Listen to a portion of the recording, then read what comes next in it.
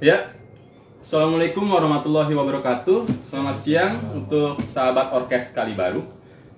Pada kesempatan kali ini, sebelumnya perkenalkan saya Fernando Primananda selaku pembawa acara atau moderator untuk pada siang hari ini. Dan di sebelah saya sudah ada Bapak Agung selaku narasumber untuk apoteker ya Pak ya. Dan tema kita mengusung untuk kali ini adalah pengelolaan obat rusak dan kedaluarsa di rumah tangga. Begitu ya Pak ya. Kalau bicara pengelolaan obat rusak berarti erat kaitannya dengan pemusnahan obat, Pak? Ya. Berarti sebenarnya sepenting apa sih, Pak, kegiatan pemusnahan obat ini, Pak? Jadi gini, bro. Ini kedengeran nggak nih? Kedengeran? Kurang denger ya? Jadi gini, obat itu merupakan produk yang extraordinary nih sebenarnya nih. Extraordinary. Jadi kebanyakan masyarakat itu memperlakukan obat itu seperti yang lainnya, padahal beda harusnya. Beda. Gitu. Contohnya misalkan di industri farmasi ya, itu memperlakukan obat itu sesuai dengan penyimpanannya nih ya, sesuai dengan suhunya, gitu ya, sesuai dengan kelembapannya, sesuai dengan peraturan penyimpanannya dan sebagainya. Gitu. Beberapa jenis obat, jadi dikelolanya tuh beda obat, beda penanganannya juga ya. Beda suhu penyimpanannya seperti itu. Kenapa? Biar nanti ketika diminum obat itu tetap memberikan efek terapi. Efek yang dimaksud tetap bekerja gitu dalam tubuh ya. Gitu. Soalnya kalau obat itu kita simpen nih misalkan nggak sesuai dengan penyimpanannya, gitu. Ini kita bicara penyimpanan dulu nih ya. Penyimpanan. Sesuai dengan penyimpanannya itu bisa berkurang kondisi efektivitasnya. Efektivitas menurun. Bahkan bisa menjadi keracunan, bisa jadi. Keracunan. Berubah, metabolit itu berubah jadi racun. Itu yang kita takutkan ya. Jadi pengelolaan itu dimaksudkan untuk menghindarkan kita dari kejadian-kejadian tidak diinginkan dari konsumsi obat itu sendiri ya Pak ya? Penyalahgunaan obat, penyalahgunaan obat kayak gitu. Itu yang terutama kan kita habis COVID nih, kondisi COVID ya. COVID itu banyak orang yang masyarakat melakukan suap medikasi. Suap medikasi dari 2019 sama COVID ya. 2019 sampai 2021 ya. 2021 itu masih banyak ya orang yang kadang nggak ke rumah sakit, bahkan rumah sakit itu nggak nampung atau FKTP itu nggak nyambung, akhirnya dia suap medikasi sendiri, padahal untuk suap medikasi itu membutuhkan pengetahuan. Iya benar-benar. Gitu. Jadi orang awam berusaha untuk mencari solusi sendiri untuk dirinya sendiri gitu ya. Ada yang tahu, ada yang juga yang nggak, yang belum paham tentang pengelolaan obat itu sendiri di rumah. Bisa fatal Pak berarti? Fatal, sampai gini bro. Kasus nih ya, masalah penyimpanan obat mudahnya lah gitu ya. Tahu pasien palsu kemarin? Kasus pasien palsu yang ramai. Oh iya, saya sempat dengar itu. Gimana itu Pak tadi Pak? Pasti juga karena kan saat itu ya. Itu kenapa yang masalahnya? Masalahnya itu karena limbah dari buangan dari file itu. Oh iya. Itu nggak langsung dimusnahkan, tapi kemudian dikolek sama orang. Cuma dikumpulin gitu aja. Akhirnya disimpan entah di mana itu. Dikumpulin banyak, kemudian di-labeling dan diisi dengan placebo. Oh. Isinya nggak sesuai.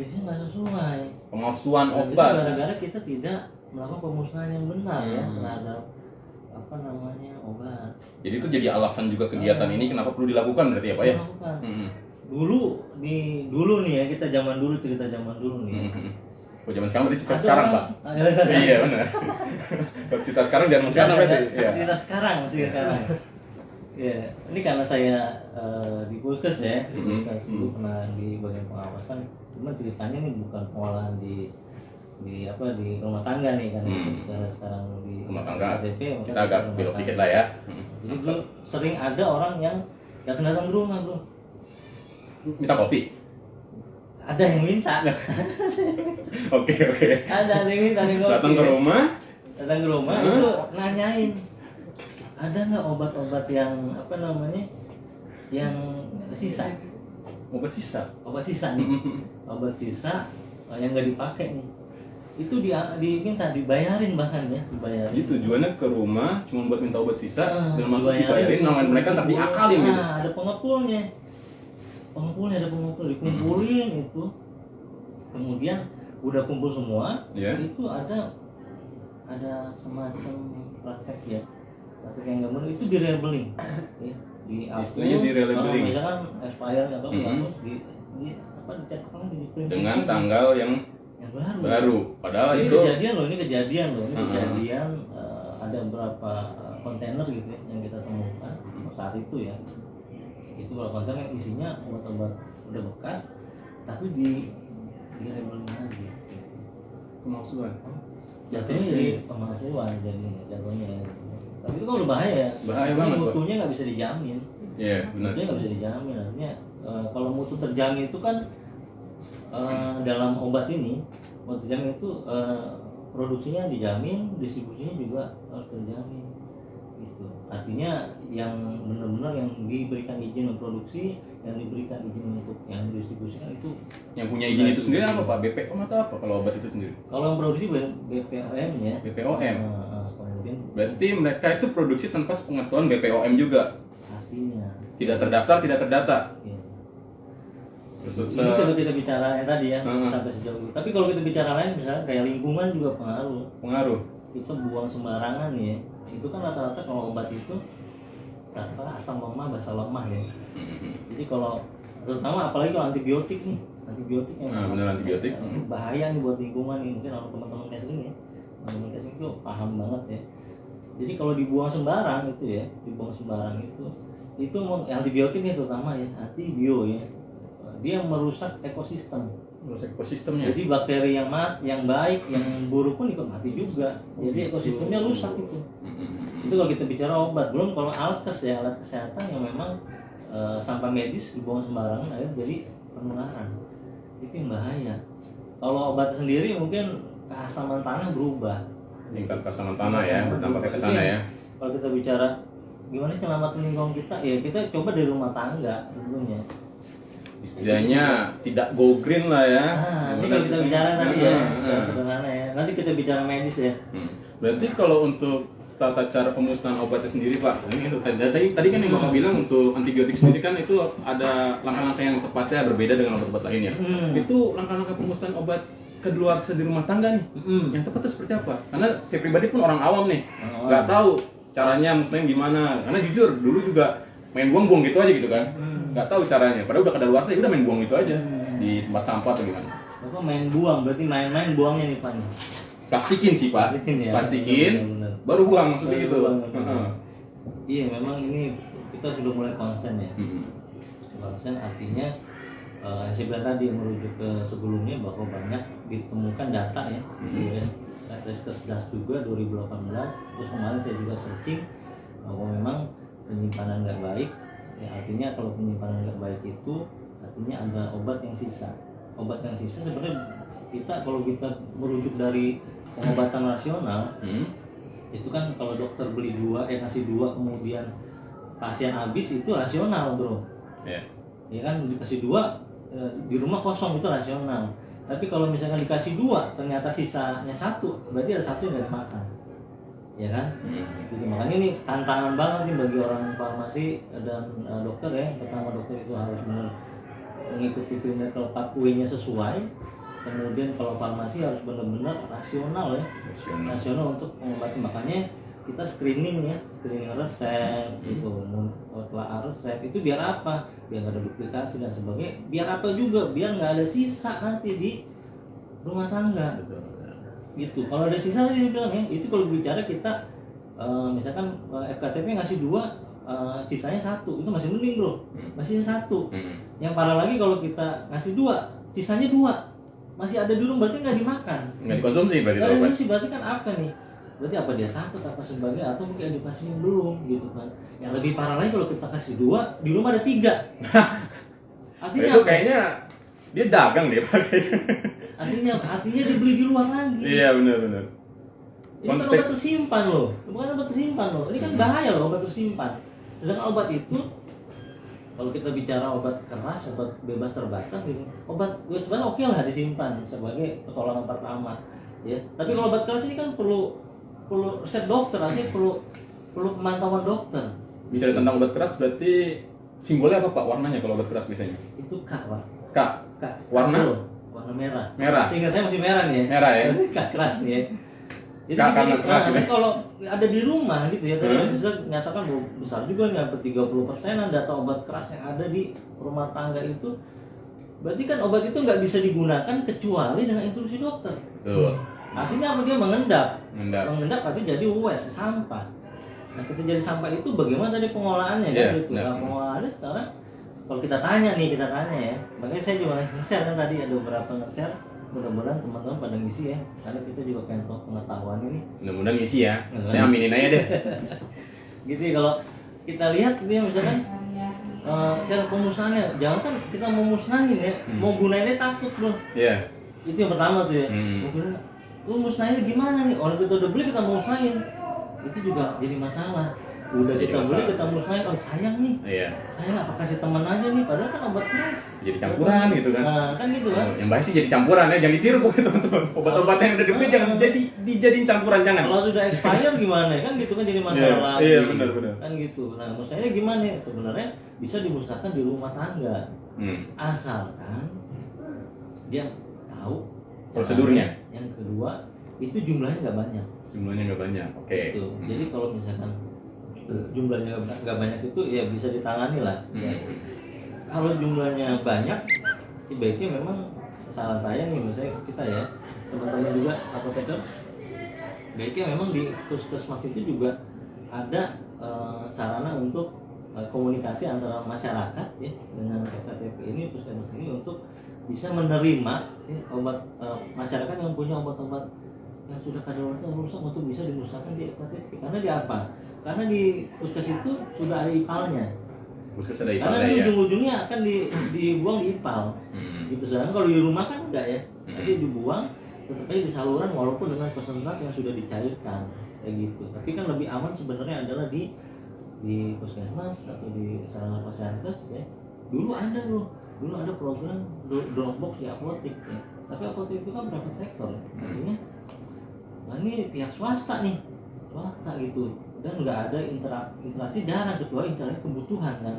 Sedangkan kalau kita interaksinya adalah interaksi untuk pelayanan ya kan, pelayanan ke masyarakat. Saya rasa memang kalau di puskesmas ini cocok nih, kalau yang mau di ya kita coba yuk, kita teman-teman kerjasama sama Tesling ya, farmasi untuk bisa mengkomodasi masyarakat yang pengetahuannya belum, dan bingung, dan dia mengirimkan obatnya kepada kita untuk dimusnahkan. Berarti sosialisasi juga melibatkan orang promkes kesehatan di puskesmas ya Pak ya? Kita harus kolaboratif. Iya, kayak gitu. Itu menurut saya penting. Karena kemarin kita juga terinspirasi, saya sama Mbak Ade ya, itu ada warga yang datang, ini real ya, warga yang datang itu nyerahin obat. Wah, Keren. Jadi ada yang apa namanya? Paham betul tentang lingkungan lah ya. Banyak sisa di rumah. Kemudian ada obat TB juga karena saudaranya itu meninggal. Pasien TB-nya. Meninggal, akhirnya dia bingung obatnya mau diapain nih. Gitu kan. Dimakan nggak bisa ya. Di emut juga bukan permen. Diliatin doang juga nggak hilang-hilang itu obatnya. Juga. Ngeri kan? Benar. Soalnya kita perlu temuin juga kemarin kita home care itu sama Mbak Yulia IG-nya. Iya. Mbak Yulia itu kemarin kita temuin karena warnanya bagus ya, obat TB kan warnanya bagus ya. Itu kalau ditanya, ini obatnya di mana?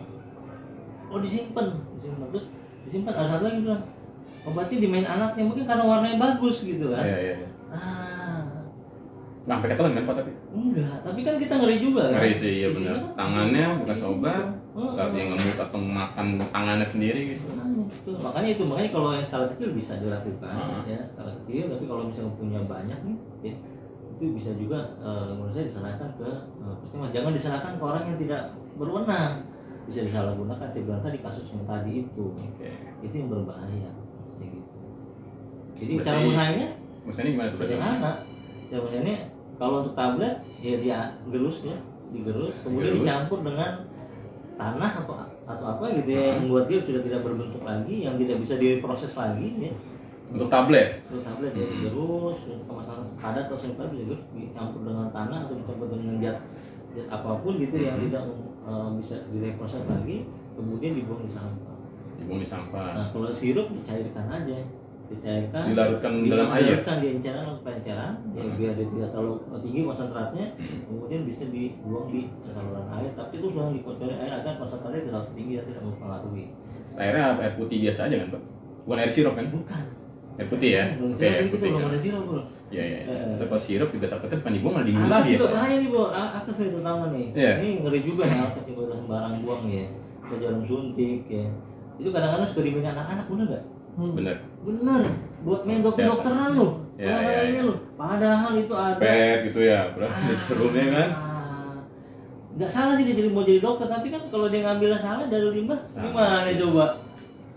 Kan ngeri juga itu. Bener. Itu aja sederhana sih, kalau yang padat kemudian Untuk dihancurkan. yang tablet mungkin digerus dulu campur dengan tanah ya berarti ya? Itu campur tanah. Untuk yang sirup dilarutkan dalam air untuk menurunkan kadar konsentratnya. Baru dibuang ke? Dibuang di wastafel aja. Di wastafel? Iya, Nggak ya, baik, sebenarnya amannya itu adalah sebenarnya itu kan juga pengaruh ya berarti. Amannya memang di IPAL. Di IPA. Tapi kan Pasien nggak semua datang, ini puskes. normalnya IPAL atau mungkin di apa namanya di Sepiteng ya? Sepiteng. Sepiteng ya, bisa ya itu juga bisa Sepiteng itu ya. Gitu. Nah, aman itu ya. Nah, Oke, mungkin kita kasih kesempatan buat yang mengikuti orkes di melalui IG kita untuk mungkin ada pertanyaan dari sahabat orkes. Sebenarnya jangan susah juga bro pertanyaan. Ayo, nanti, Pak. Terus kalau misalkan ada orang, ini saya tambahan aja ya Pak ya, ada orang, mungkin orang luar datang ke puskes gitu kan, menyerahkan obat kayak kemarin gitu. Kita menerima nggak Pak untuk pemusnahan itu melalui dibuang melalui IPAL kita gitu? Kita nerima ya. Kemarin kita sudah, jadi mereka datang, kita cek obatnya kan, lalu kita kasih tahu, oh ini obat sebenarnya masih bisa, tapi kalau obat keras kan kita beresiko ya, tapi kita komunikasikan dulu ya. Itu kalau obat yang udah benar rusak, kita terima ya, kita kasih edukasi bahwa Rusak dalam artian kedaluarsa. rusak itu banyak, rusak itu kebocoran kemasan itu rusak. Oh iya iya. Ya, kebocoran kemasan, identitas sudah tidak bisa diketahui. Oke. Ya. Tidak diketahui itu juga Udah bisa. dapat diidentifikasi lah ya. Ya, Kalau itu dikonsumsi bahaya. malah bahaya gitu kan. Nah, itu bahaya. Iya. Jadi memang saya bilang obat itu eksternalisasinya sangat luar biasa besar ya pengaruhnya ya. Ya intinya nggak boleh main-main sama obat gitu ya Pak. Ya. Kalau kurang yakin tanyakan dulu ke yang lebih memahami gitu ya. Tanya apoteker. Ya, Pak Oke. Tanya apoteker. Tanya apoteker yang- Sakit, berobat, langsung main nembak di obat ini jangan gitu ya. Boleh, tapi yang buat suami medikasi aja yang memang Obat obat bebas umum. terbatas. Obat bebas terbatas ya, sahabat orkes. Obat bebas atau obat bebas terbatas. Karena memang dia bebas tapi dibatasi ya dengan beberapa aturan-aturan gitu. Artinya juga kalau bahasa farmasinya itu window terapinya juga nggak terlalu nggak sempit ya, dia nggak luas itu. Jadi intinya kalau misalkan ada orang yang pengen datang ke puskesmas membuang obat mereka yang sudah rusak, kita akan menerima. Dan memang ada SOP-nya seperti itu. Kita sedang berusaha ya untuk membuat itu. Karena kemarin baru buat satu kasus yang datang ke kita, ya. Dan itu menurut saya juga jadi masukan kan, tentunya kan jadi masukan. Ketika mereka sampai kita list semuanya obatnya, ya kemudian kita bikin berita acara, kita ada permusnahan dan kita serah terimakan ke mereka bahwa ini sudah kita serah terimakan. Artinya clear nih, ya dia juga nyaman, kita juga nyaman gitu ya. Bahwa, Win-win solution. Karena kan ini bagian evaluasi dari pengobatan kita juga. Kita jangan melihatnya efektivitas obat itu dari hanya dikasih selesai, nggak bisa bro. Kalau dirawat inap bisa kayak gitu. Makanya rawat inap sangat mudah untuk penilaian efektivitas pengobatan. Karena apa? Karena orang dikasih obat di situ aja kan, di situ aja kita bisa lihat pengembangannya, kita lihat bisa lihat dengan apa namanya laboratoriumnya, kita bisa lihat dengan clinical pathway-nya udah sampai mana nih gitu kan. Oh dia 3 hari udah ada perubahan ini bisa pulang selesai. Tapi kalau kita nih tantangan FKTP adalah yang terutama yang rawat jalan gitu ya. Ini kan obat kita kasih orang, kita kasih obat sakit, dia ke rumah kan, pulang. Iya. Ketika dia pulang kan banyak intervensi yang membuat dia kemungkinan nggak bisa selesai pengobatannya. Ada orang yang bilang jangan minum obat ini, ada yang bilang, ada yang lupa kan. Kalau di rawat inap kan diingetin sama susternya kan, perawatnya, oh minum obat, oh itu kan enggak. Kadang juga dapat pengaruh dari luar berarti ya. Tantangan luar biasa, makanya kegiatan home care, tapi kan kita terbatas ya home care ya, dengan SDM-nya ada apa kita berikan semua enggak juga gitu kan. Makanya kita terbatas dengan itu.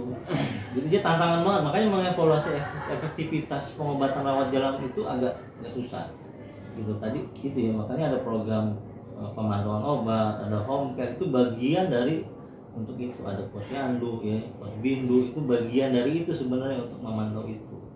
Ya Pak, kebetulan ada pertanyaan. Susah nggak? Ya, Bapak mau jawab apa enggak nih? Ya, ini ada pertanyaan dari Bukan seminar ini, ya ngomong aja loh. Sobat Alejandro Kusumo. Siapa? Maaf Pak, Mas izin bertanya, apakah ketika kita beli obat warung harus bertanya kepada dokter atau nakes sebelum penggunaannya? Karena khawatir ada alergi obat saat dikonsumsi. Bagus banget pertanyaan ini. Ini masuknya sebuah medikasi artinya ya. Sebuah medikasi. Jadi ada orang tadi apa ya? Nanya nih, dia mau beli di warung. Beli di warung. Dia nanya ya. Dia harus nanya dulu nggak ke dokter atau nakes sebelum penggunaannya, karena khawatir ada alergi obat saat dikonsumsi. Gini, menurut saya gini. Jadi kalau dia punya penyakit, harusnya yang pertama dia lakukan adalah dia mengetahui, nyari informasi tentang penyakit. Mengidentifikasi dulu ya Pak ya. Penyakit itu. Ya kalau dia bisa mengetahui penyakit itu, dia bisa tahu dong obatin ya. Karena kan dunia informasi luas nih. Benar. Bener nggak? Dunia Ya. informasi itu luas kan. Bisa Sudah melek digital lah ya. Sekarang udah ada platform dok gitu kan, ada itu ya, itu bisa nanya juga, bisa juga nanya sekarang ya ke FKT bisa nanya ke apoteker juga bisa. Apoteker terdekat. Maksudnya Bisa. kayak toko-toko obat, farmasi toko obat seperti itu. Boleh, makanya kalau bisa jangan ke warung. Iya sih. Ke warung gak ada nakesnya masalahnya, gak ada tenaga kefarmasiannya. Kalau mau ke medikasi, datangnya ke apotek. Apotek. Sekarang udah banyak sih apa tersebar ya. Apotek lumayan. Makanya gede. sebenarnya dalam perizinan itu warung itu sebenarnya nggak boleh kena, bukan nggak boleh nih, maaf nih ya, saya agak salah ngomong nih ntar nih kalau nggak boleh. Boleh teman obat-obat bebas terbatas mungkin Pak. Karena di perizinannya tidak ada masuk nih kalau warung ya. Karena apa? Karena warung itu nggak punya penyimpanan obat yang standar. Bisa kita taruh di etalase gabung dengan yang lain kan. Ya kan, kemudian kena matahari, suhunya berapa itu? Sedangkan obat itu suhunya di bawah 30. Obat itu harus disimpan di bawah suhu 30. Tablet ya. Untuk tablet. Tablet ya. Ini kalau kita belum bicara obat-obat yang di bawah suhu 25 derajat gitu buat terus itu lumayan. Makanya baiknya menurut saya Mas Alejandro ya. Mas Alejandro. Baiknya memang kalau membeli itu kan udah bagus ibu nih, dapatkan itu di tempat-tempat yang legal. Apotek. Toko obat. Yang sudah berlisensi berarti ya Pak ya? Artinya apa? Artinya mutunya itu, mutu dari obatnya, mutu dari penyimpanannya sudah dipastikan itu memang baik. Gitu. Itu kalau bicara gitu. Itu kalau bicara alerginya, ya pastikan itu dia alerginya apa. Lebih pastikan dulu sebelumnya ke pastikan nakes. dulu. Iya, ini tanya alerginya apa nih gitu. Itu minimal ada interaksi antara ada pasien atau konsumen dengan tenaga kesehatan. Itu yang paling penting sebenarnya. Makanya sekarang digerakkan, kita kita turun teman-teman untuk bisa berinteraksi dengan masyarakat. Biar kita tahu masalah benar-benar masyarakat itu apa gitu. Jadi kita benar-benar orang nanya obat ya nanya kepada tenaga farmasi nih gitu. Bersangkutan ya. Jangan nanya ke yang non nakes gitu. Ini agak repot juga nih masyarakat. Iya juga sih. Intinya nggak boleh nekat ya Pak ya. Ketika beli obat konsumsi ragu-ragu tapi tetap nekat gitu kan. Iya. Dikhawatirkan akan terjadi. Iya, takutnya itu tadi, takutnya dapat obat yang memang substandar ya, tidak standar. Gitu. Takutnya itu tadi ya. Kemudian juga tidak ada informasi edukasi. Gitu. Edukasi jadi sayang juga gitu. Menurut saya kita nggak seperti di daerah-daerah ya. Kalau daerah-daerah kan susah ya. Kalau kita di kota-kota itu udah banyak apotek, hampir setiap jalan ada apotek. Mudah gitu. Maksudnya gitu ya. Itu sih bro. Ya semoga terjawab ya Mas Alejandro ya. Pertanyaan dari Bapak Agung. Tadi kan saya sempat masih muda ya. Iya, Mas Agung. Mas Agung sebagai apoteker teladan kami ya. Pak, saya juga mau punya pertanyaan nih Pak. Tadi kan terkait pemusnahan obat kita bicaranya soal obat tablet sama obat cair ya. Sedangkan obat itu luas sebenarnya. Obat yang dioles Pak. Dioles. Itu pemusnahannya seperti apa? Sama aja sebenarnya. Jadi yang padat ke semi padat itu sama aja. Sama aja. Ya. Kalau padat itu intinya dirubah dulu dari bentuk sediaannya, ya kemudian dicampurkan dengan tadi yang membuat dia tidak bisa direproses. Jadi kalau yang semi padat gitu tanah atau air nih? kalau siapa itu pakai tanah. Tanah aja. Pakai tanah. Diaduk pakai tanah. Ya udah pakai tanah ya, bukan semen. Kalau pakai semen berarti bangun rumah dong. Tapi itu masih bisa dioles juga sebenarnya sih. Masih bisa dioles? Tanahnya. Iya. Saya mau bangun rumah tangga Pak, bukan bangun rumah biasa. Bapak belajar ini dulu Pak. Belajar? Sebelum rumah tangga belajar ini dulu Pak. Jangan sampai keracunan di rumah tangga Pak. Ya Pak.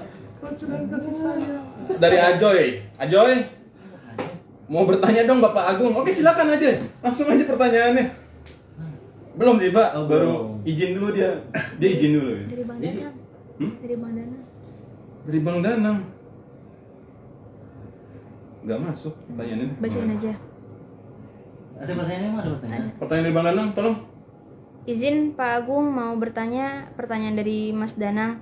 Izin bertanya, tadi sempat menyinggung antibiotik dapat merusak ekosistem dan bakteri baik serta buruk. Pertanyaannya, apakah aman juga dikonsumsi ketika kita sedang sakit? Sakit ya. Jadi inilah yang lagi tugas peran pemerintah ya. Bagaimana kita kan antara mendapatkan obat ya, obat dengan perkembangan bakteri nih yang terus termutasi-mutasi Iya. ini cukup jauh ya, jauh jaraknya nih gitu. Makanya kita mencoba agar obat yang ada itu tidak resisten. Ketika tidak resisten artinya kita pakai tingkat yang lebih tinggi lagi artinya juga risikonya lebih tinggi, kosnya juga lebih tinggi gitu. Ini kan bahaya nih ya gitu ya. Makanya kalau di luar negeri nih sebelum ditentukan, ini luar negeri ceritanya nih ya, Iya. katanya juga nih ya, luar negeri katanya sebelum ditentukan untuk pemakaian obat antibiotik itu tentukan dulu sebenarnya dia kena penyakit apa sih, bakterinya apa gitu, baru diberikan obat yang tepat gitu. Itu sebenarnya prinsipnya itu gitu. Tapi kan kita nggak mungkin nih mungkin sih ya, tapi mungkin nanti kita bisa melihat, misalnya kalau untuk tipes kan udah ketahuan tuh ya, bisa diidentifikasi dan sebagainya. Jadi memang ditentukan berdasarkan bakteri-bakteri yang memang ada ya, yang memang mengganggu itu gitu.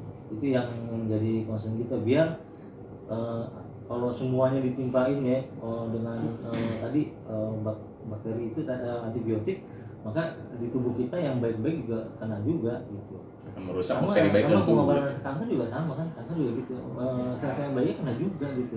Itu kan sama. Walaupun sekarang sudah mau mulai nih bagaimana caranya teknologi itu membuat kalau obat itu hanya merespon ke tempat sel-sel yang kankernya aja gitu ya.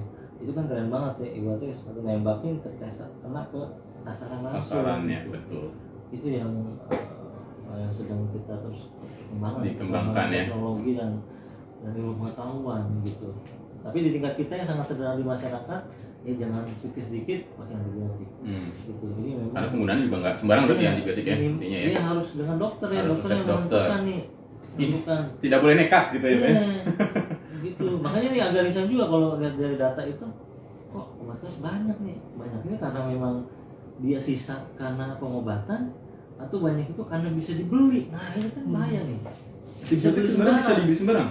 Enggak dong tuh. Enggak kan? Nggak bisa. Nggak bisa kan? Tetap harus dalam tujuh dokter harusnya kan? Benar ya. Jadi dua analisa itu. Nah kalau memang itu bisa dibeli sembarang dan asal pakai sembarang, bisa jadi resisten.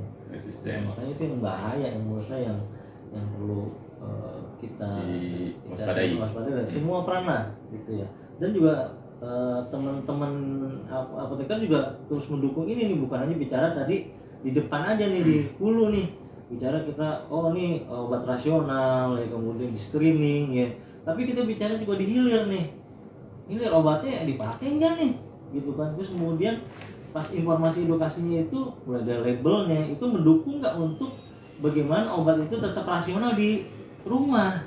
Contohnya misalkan di labelnya diberikan tetap ada expired, nih misalnya obat antibiotik 7 hari ya, sebutkan 7 hari, jangan sampai dia nanti lebih dari over 7 hari misalkan. Itu kan gitu mendukung untuk hal itu, dan diinformasikan saat pemberian informasi obat gitu. Nah misalkan lagi contohnya misalkan diinformasikan juga jangkauan dari anak-anak, kan itu bagian dari mendukung itu ya, mendukung di hilir gitu, rasionalisasi obat di hilir, bukan hanya di hulu ya gitu. Ya, tapi kita di hulunya bagus, ini terutama terawat jalan ya, tapi di hilirnya kita los gitu, nggak ada pemantauan, nggak ada di gapnya itu nggak ada tadi pemberian informasi ketika obat itu mau sampai ke pasien, kita harus memberikan itu gitu, informasi itu. Bu, ini ya obat contoh misalkan yang tetes mata ya, yang single dose kan cuma 3 hari ya, nggak boleh lebih, kalau lebih juga bahaya gitu kayak gitu. Jadi emang sudah pakai gitu, misalkan sangat 6 bulan ya, kasih tahu. Misalnya sirup ya, antibiotik 7 hari dikasih tahu, jangan sampai nanti salah, penyimpanan dikasih tahu. Ternyata kami informasi berarti. Contoh tadi hari ini ya, Ya. kemarin ya, dia dikasih obat supos nih, kita informasikan disimpan di lemari pendingin. Saya nggak punya pak, tetangganya yang pinjem. Bener nggak? Jangan sampai bapak masukin obatnya udah cair pak. Iya. Kan gitu ya. Ini kan bagian dari mendukung ke hilir. Pengobatan nasional ke hilir gitu. Menurut saya itu yang perlu ya, perlu juga kita agak bukannya ini pak kok banyak informasi, ya emang begitu ya, kita menjaga itu biar nanti kita bisa evaluasi juga. Karena memang sulit pengobatan rawat jalan itu, efektivitasnya memang agak sulit kita. Nah, tapi bukan berarti nggak mungkin ya, kalau kita semua berperan bisa. Oke. Semoga terjawab ya, Mas Danang. Pertanyaan terakhir mungkin dari tadi Ajoy, boleh dibacain Mbak? Karena ini hilang di sini. Tadi. Mau bertanya dong Bapak Agung dari Ajoy. Kalau obat puyer, kalau bukan antibiotik bertahan berapa lama? Puyer, bukan puyer nih. Bukan puyer. Puyer. Kalau obat puyer bukan antibiotik. Bukan antibiotik. Tahan berapa lama Pak? Jadi sebenarnya ini ada ya sebenarnya. Kalau di bukunya nih, ini bukunya Bulusi ya. Ini buku Bulusi, ini teman saya di PP ya, PPIAI, pernah project bareng. Dia bikin nulis nih orang ini. Ini stabilitas dan buy-in use date, artinya ketika obat sudah dibuka itu kira-kira berapa sih ya, berapa lama. Ini ada datanya semua di sini, bagaimana teknik perhitungannya juga ada di sini gitu. Tapi sederhananya kita di wilayah masyarakat, sederhananya Bulusi ya. Nih, saya promosiin bukunya di sini. Kena iklan nih kayak kita. Iklan. Teman saya bro. Oh teman ya? Teman ya. Siapa namanya tadi? Bulusi Noviani. Bu, semoga nonton ya Bu ya. Kita ini aja nanti kita tag aja. Baik lagi Pak, tadi pertanyaan berarti Pak. Puyer Puyer ya. Jadi puyer itu, kalau ini puyer ya, sekarang udah agak bagus ya. Zaman dulu itu puyer itu masih pakai terbuka ya, kita gitu ya, artinya masih ada udara. Sekarang sudah tertutup ya, pakai seal ya. Iya benar, dipanaskan ya dia, benar-benar tidak ada angin lah. Tidak, kelembapannya juga bisa dijaga gitu ya. Berarti makin lama dong harusnya. Tapi kembali lagi kalau kita lihat itu zatnya apa aja ya, zatnya, obatnya apa aja, obatnya yang diracik itu apa aja, apakah dia obatnya itu ada yang higrotropis yang menyerap kelembaban yang menyebabkan jadi peningkatan kelembapan di situ. Nah ini nggak sabar ini Pak, katanya langsung intinya Pak berapa lama katanya gitu. Jadi sabar Ajoy, sabar aja ya. Jadi rata-rata itu 1 minggu sampai 2 minggu. Tapi saya lebih baik seminggu aja, nggak usah lama-lama ya. Karena itu sudah terbuka, sudah dari bentuk yang tablet ya, kemudian dirubah dalam bentuk partikel. Artinya interaksi zat dengan oksigen sekitarnya itu lebih besar. Gitu. Jadi itu menurut saya kalau bisa 2 minggu ya seminggu aja menurut saya lebih aman ya. Ini dia kan obat itu didapat ketika orang memang sakit kan ya Pak ya. Kalau misalkan obat itu disimpan, buat apa tujuannya gitu sih saya logikanya. Ya, obat ini bukan emas sebenarnya. Iya. Bukan emas, kalau enak ya kita simpan ya. Betul ya. Gitu. Jadi itu menurut saya seminggu sampai 2 minggu lebih aman. Kemarin juga nanya teman saya di Farmalkes ya. Nanya, ini sebulan katanya pengobatan sebulan. Ya dilihat dulu dong, ini WA-nya ada tuh. Dilihat dulu. Ini obatnya apa aja? Mesti ditunjukin Pak WA-nya Pak. Karena ada beberapa obat yang memang kalau walaupun dia nggak boleh sebenarnya, tapi misalkan diracik juga berpengaruh. Makanya obatnya apa dulu nih? Kayak gitu. Itu yang banget. Tapi range rata-ratanya sih 1 sampai 2 minggu. Tapi lebih aman seminggu aja lah. Lebih aman seminggu aja ya Ajoy ya. Seminggu abis kita makan selesai lah gitu lah ya. Betul. Semoga terjawab untuk Ajoy di sana ya. Nah Pak, ini kita udah sampai ke penghujung acara mungkin karena waktunya sudah hampir selesai. Mungkin untuk banget ya. Iya, cepet ya Pak ya. Saya sampai mau sedih ini jadinya udah mau selesai. Mungkin ada kesan-kesan atau yang ingin disampaikan kepada sahabat orkes Pak terkait dengan tema kita hari ini? Jadi gini, menurut sahabat orkes ya, dimanapun berada, baik Yang di sana dan di sini. nonton live atau tidak live ya, Hmm. ini enggak live juga ya. Ya ada. Nah, nanti pokoknya kita kegiatan untuk dagu sibunya ini simpan dan buang ini di kita sendiri ataupun di masyarakat itu perlu perhatian juga. Ya, perlu perhatian semuanya, perlu juga saling mengingatkan bahwa obat itu ekstra ya, eksternalisasi atau ekstranya perhatiannya perlu banget ya. Makanya obat itu sangat diatur benar-benar oleh pemerintah, karena memang bukan komoditi yang biasa, bukan seperti makanan kayak gitu ya. Itu jadi kita perlu punya peran semua nih, mulai dari nakes, pelajar, makanya ya, apalagi anak muda nih ya, pengetahuannya nanti kalau misalnya di tempat rumahnya itu orang bertua ya kan, milenial itu juga harus peran untuk tadi masalah penyimpanan dan pembuangan obatnya juga perlu diperhatikan. Dan sekali lagi kalau memang ada obat yang memang dibuang ya, ada obat yang obat rusak kadaluarsa dan jumlah banyak, baiknya memang tanya apoteker atau ke FKTP puskesmas misalnya untuk bisa dibantu untuk pemusnahannya. Kayak gitu itu sih poin pentingnya, agar kita semua bisa terhindar dari salah guna dan penyalahgunaan obat.